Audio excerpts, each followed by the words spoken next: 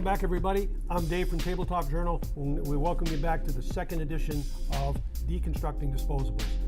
Today, we're going to talk about what are the basic considerations I need to think about when I start up my disposable or my single service or my carryout program.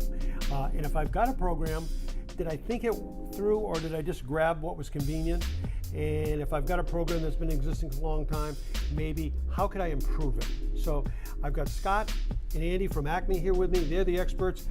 Okay, gentlemen, how do I start my program off? What are the major considerations I have to think about in starting up a disposables program?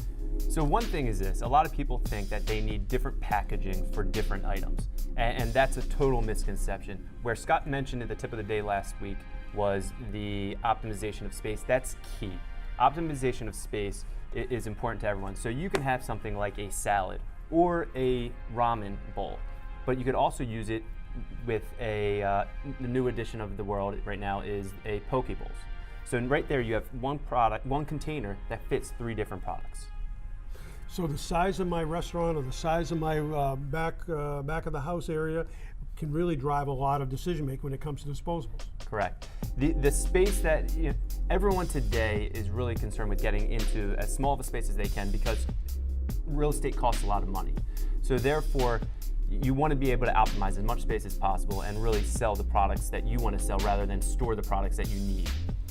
Another big question I have is, besides Acme, which I'm sure you're the answer for everybody, but if I'm an operator or a convenience store or a caterer or whatever, how do I go about choosing my supplier for disposables and carryout and packaging? You know, we always say it's good to start alphabetically. Right, with okay. that. But when you are considering choosing your supplier, you want to look at really what their capabilities are and how does that match yourself. It's sort of like dating. You want to make sure you choose wisely. So you want to look at the geography that they cover. You want to look at their capabilities. Do they only have expertise in a small area, but you need more outside of that? Do they have smallwares and items you may need regularly that can be included with your regular disposable and packaging products? All of those things really add up to what ends up being important for your operation. How do I go about establishing how much I should spend? How do I go about budgeting for these types of items? Another great question. When we meet with our clients, we often tell them, what does it cost to serve somebody in your operation?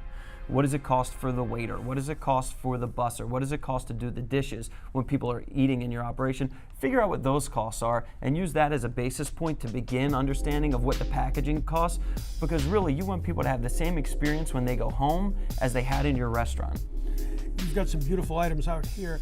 What considerations regarding the branding or the advertising or marketing of my establishment do I need to think about when I'm choosing a disposable product line?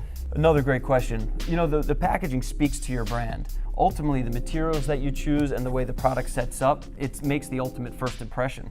So when you give a product to somebody, you want to make sure that the food looks okay. They're going to eat from this product, but they're going to see the packaging before they ever see the food. So does it make a good first impression? Does it hold the food?